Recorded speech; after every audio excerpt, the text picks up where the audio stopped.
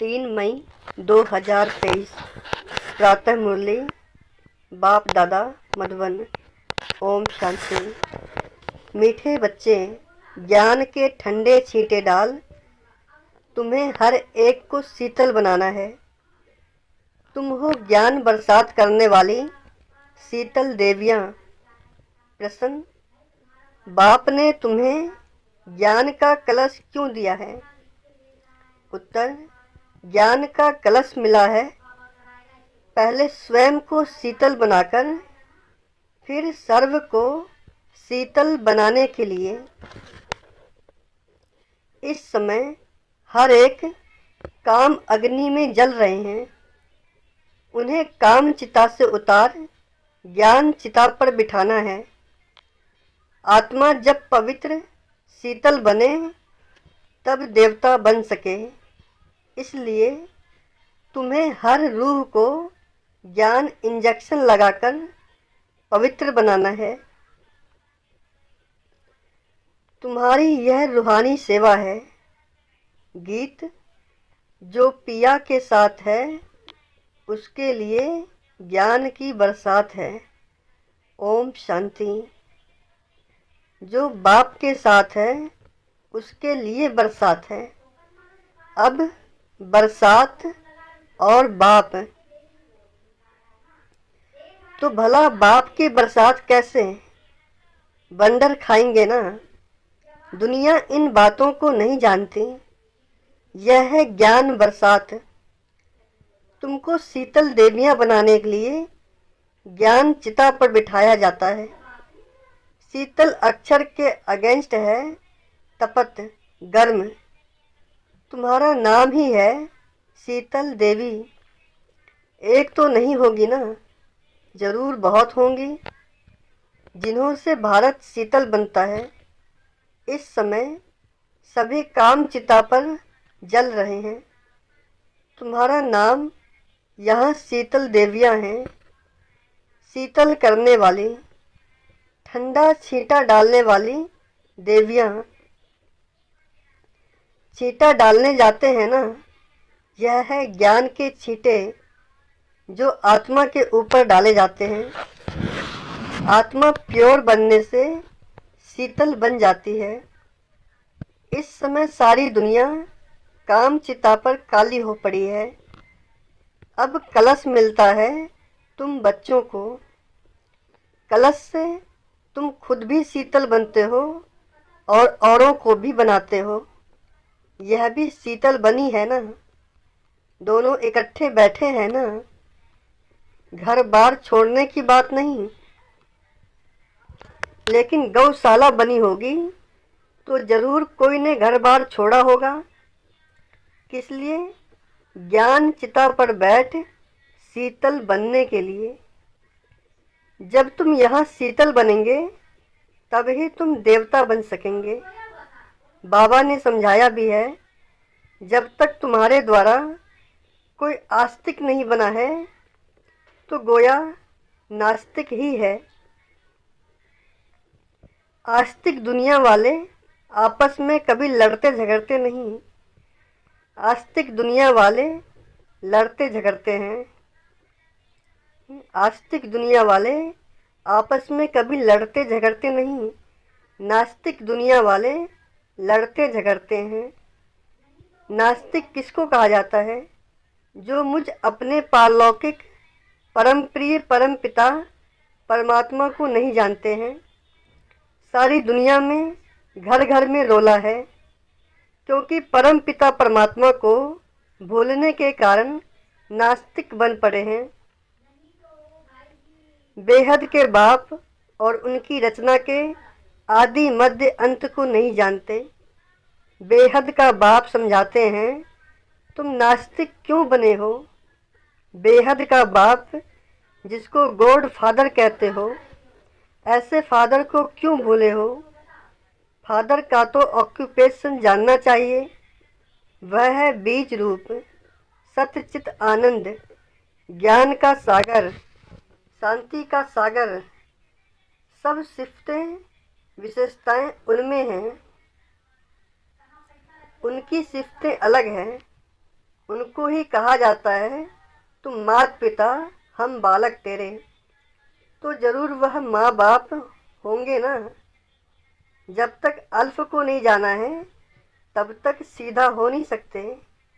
यह तो जानते हो कि सतयुग में भारत में गॉड गॉडेज का राज्य था।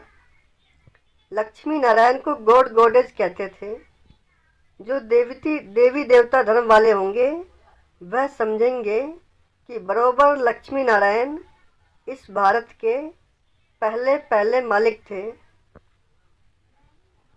5000 वर्ष की बात है। देखो, बाप टीचर जब समझाते हैं तो चारों तरफ देखते हैं कि बच्चे अच्छी तरह सुनते धारण करते हैं या बुद्धि का योग और कहाँ भटकता है। जैसे भक्ति मार्ग में बल श्री कृष्ण की मूर्ति के आगे बैठे होंगे, परंतु बुद्धि धंधे आदि तरफ धक्का खाती रहेगी। एकाग्रचित उस चित्र में भी नहीं रहेंगे। यहाँ भी पूरी पहचान नहीं है तो फिर धारणा भी नहीं होती है। शिव बाबा यह माया को वश करने का वशीकरण मंत्र देते हैं। कहते हैं तुम अपने परम पिता परमात्मा शिव को याद करो, बुद्धि का योग उनके साथ लगाओ। अभी तुम्हारा बुद्धि योग पुराने घर की तरफ नहीं जाना चाहिए। बुद्धि योग बाप के साथ लटका रहना चाहिए, क्योंकि तुम सबको मेरे पास आना है। मैं पंडा बन आया हूँ तुमको ले चलने लिए। यह शिव शक्ति पांडव सेना है। तुम हो शिव से शक्ति लेने वाले। वह है सर्वशक्तिमान। तो लोग समझते हैं परमात्मा तो मरे हुए को जिंदा कर सकते हैं, परंतु बाप कहते हैं लाडले बच्चे, इस ड्रामा में हर एक को अनादि पार्ट मिला हुआ है। मैं भी क्रिएटर, डायरेक्टर, प्रिंसिपल एक्टर हूँ। ड्रामा के पार्ट को हम कुछ भी नहीं कर सकते। मनुष्य समझते हैं पत्ता पत्ता परमात्मा के हुक्म से चलता है। क्या परमात्मा बैठ पत्ते पत्ते को हुक्म करेंगे? परमात्मा खुद कहते हैं मैं भी ड्रामा के बंधन में बांधा हुआ हूँ। ऐसे नहीं कि मेरे हुक्म से पत्ते हिलेंगे। सर्वव्यापी के ज्ञान ने भारतवासियों को बिल्कुल ही कंगाल बना दिया है। बाप के ज्ञान से भारत फिर सिरताज बनता है। तुम बच्चे जानते हो दिलवाड़ा मंदिर भी ठीक बना हुआ है। आदि देव दिलवाला है, सारे सृष्टि की दिल लेने वाला, भक्तों की दिल लेने वाला एक भगवान कहेंगे ना। यह उन्हों के ही यादगार हैं। ऊपर में है देवताओं के चित्र और नीचे राजयोग की तपस्या कर रहे हैं। 108 बच्चे आसन लगाकर बैठे हैं शिव बाबा की याद में। उन्होंने ही भारत को स्वर्ग बनाया है। गांधी जी भी कहते थे नई दुनिया राम राज्य चाहिए, परंतु उस राम राज्य नई दुनिया में तो है पवित्रता, वह तो कर न सके। पतित सृष्टि को पावन बनाना यह तो बाप का ही काम है। कोई मनुष्य यह कार्य कर न सके। इनके लिए भी कहते हैं बहुत जन्मों के अंतिम जन्म के भी अंत में मैं प्रवेश करता हूँ। तो यह पतित ठहरा ना। जो पावन थे वही पतित बने हैं, फिर पावन बनते हैं। आपे ही पूज्य आपे ही पुजारी। जो पुजारी भगत बने हैं भगवान भक्तों को ही मिलते हैं। बाकी वह जो मुक्ति के लिए पुरुषार्थ करते हैं कि पाठ बजाने से मुक्त हो जाएं, परंतु मोक्ष किसको भी मिलता नहीं है।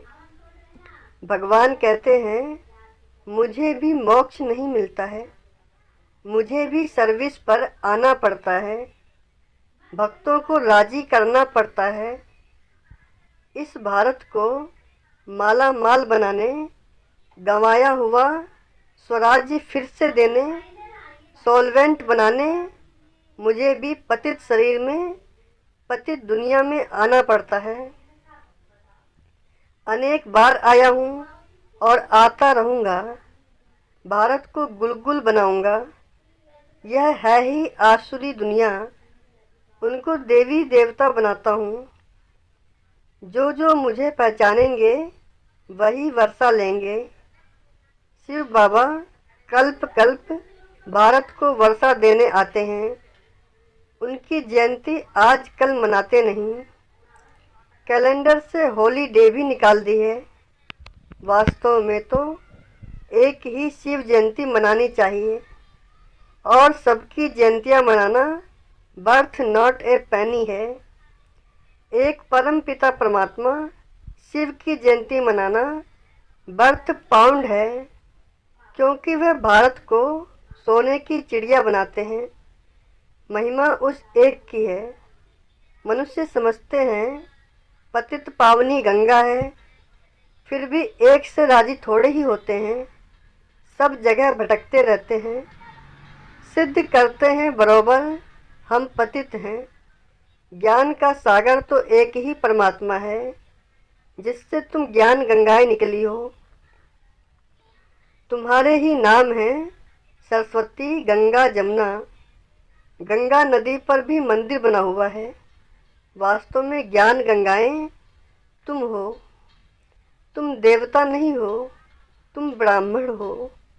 गंगा के नाम पर देवता का चित्र भी रख दिया है। उन्हों को तो पता नहीं है ज्ञान गंगाएं तुम शक्तियाँ हो। तुम अब मनुष्य से देवता बन रही हो।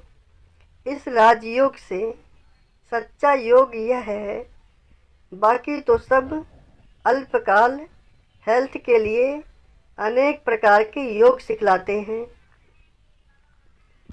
यह एक ही बाबा के साथ योग लगाने से हम एवर हेल्दी वेल्दी बनते हैं। अब बाप बैठ भारत को हेविन बनाते हैं। जब तक अपने को आत्मा परमात्मा का बच्चा नहीं समझा है, तब तक वर्षा मिल न सके। और सब हैं ब्रदर्स। भारतवासी फिर कह देते हम सब फादर्स हैं, ईश्वर के रूप हैं। शिवो अहम तत्त्वम। अब फादर्स जो सब दुखी हैं, उनको सुख का वर्षा मिले कहाँ से। कितना घोर अंधकार है। यही है रात, ज्ञान है दिन। यह सब बातें समझने की है। बच्चे तुम हो रूहानी सोशल वर्कर, वह है जिस्मानी सोशल वर्कर। तुम रूह को इंजेक्शन लगाते हो कि रूह प्योर बन जाए। बाकी तो सब जिस्मानी सेवा करते हैं। बाप बैठ समझाते हैं कितना फर्क है। तुम गॉड को याद कर गॉड गॉडेस बन रहे हो। भगवान खुद कहते हैं लाडले बच्चे, मैं तुम्हारा गुलाम बनकर आया हूँ। अब मैं जो कहता हूँ सो मानो। उसको श्रीमत भागवत कहते हैं। ऊंचे ते ऊंच वह है। कोई कहे ब्रह्मा जयंती ऊंच है, बिल्कुल नहीं। ब्रह्मा विष्णु शंकर को बनाने वाला, उनसे कार्य कराने वाला शिव बाबा है ना। नहीं तो नई सृष्टि कैसे बने। सबसे ऊंच जयंती है ही त्रिमूर्ति शिव की। शिव आते ही हैं ब्रह्मा विष्णु शंकर के साथ। तो उनकी ही जयंती मनाई जा सकती है। आजकल तो कुत्ते बिल्ली सबकी जयंती मनाते हैं। कुत्तों को भी कितना प्यार करते हैं। आजकल की दुनिया देखो क्या है। कहेंगे सतयुग में यह शेर आदि नहीं होंगे, कायदा नहीं कहता। सतयुग में मनुष्य भी बहुत थोड़े होंगे, तो जानवर आदि भी थोड़े होते हैं। बीमारियां भी पहले इतनी थोड़ी थी, अभी तो कितनी ढेर बीमारियां निकल पड़ी हैं। तो यह जानवर आदि पीछे वृद्धि को पाते हैं। सतयुग में गाय भी बड़ी अच्छी होती है। कहते हैं श्री कृष्ण ने गौएं चराई। ऐसे नहीं कहते, सतयुग में ऐसी फर्स्ट क्लास गाय थी। देवताओं के लिए वहाँ हीरे जवाहरों के महल होते हैं, और यहाँ है ठिक्कर भित्तर के। यह सब समझने की बात है। जो समझ जाएंगे वह कभी स्कूल छोड़ेंगे नहीं। एम ऑब्जेक्ट समझने बिगर कोई आकर बैठे तो भी समझ नहीं सकेंगे। जहाँ भी सत्संग में जाते हैं वहाँ एम ऑब्जेक्ट कुछ होती नहीं। यह तो पाठशाला है, पाठशाला में तो ज़रूर एम ऑब्जेक्ट चाहिए ना। तुम एम ऑब्जेक्ट को जानते हो। जिनकी तकदीर में नहीं होगा उनकी बुद्धि में ज्ञान कभी टपकेगा ही नहीं। जीवन मुक्ति में भी थोड़े ही आएंगे। पिछाड़ी वाले स्वर्ग में आ न सके। अच्छा, मीठे मीठे सिखी लधे बच्चों प्रति माता पिता बाप दादा का याद प्यार और गुड मॉर्निंग। रूहानी बाप की रूहानी बच्चों को नमस्ते। धारणा के लिए मुख्य सार।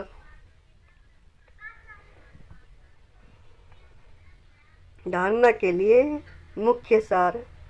बुद्धि योग सदा एक बाप में लगा रहे। पुराने घर पुरानी दुनिया में बुद्धि ना जाए, ऐसी एकाग्रचित अवस्था बनानी है। बाप की सर्व सिफतें विशेषताएं स्वयं में धारण करना है। हर आत्मा पर ज्ञान के छींटे डाल उनकी तपत बुझाए शीतल बनाना है। वरदान, हर आत्मा से आत्मिक अटूट प्यार रख स्नेह संपन्न व्यवहार करने वाले सफलता मूर्त भव। हर आत्मा से आत्मिक अटूट प्यार रख स्नेह संपन्न व्यवहार करने वाले सफलता मूर्त भव। जैसे बाप के प्रति अटूट अखंड अटल प्यार है, श्रेष्ठ भावना है, निश्चय है, ऐसे ब्राह्मण आत्माओं से आत्मिक प्यार अटूट और अखंड हो। किसी के कैसे भी संस्कार हो, चलन हो, लेकिन ब्राह्मण आत्माओं का सारे कल्प में अटूट संबंध है। ईश्वरीय परिवार है। बाप ने हर आत्मा को चुनकर ईश्वरीय परिवार में लाया है। यह स्मृति रहे तो आत्मिक प्यार अटूट होने से स्नेह संपन्न व्यवहार होगा और सहज सफलता मूर्त बन जाएंगे। स्लोगन है, अंतर्मुखी वह है जो जिस समय चाहे आवाज़ में आए और जिस समय चाहे आवाज़ से परे हो जाए। अंतर्मुखी वह है जो जिस समय चाहे आवाज़ में आए और जिस समय चाहे आवाज़ से परे हो जाए। ओम शांति।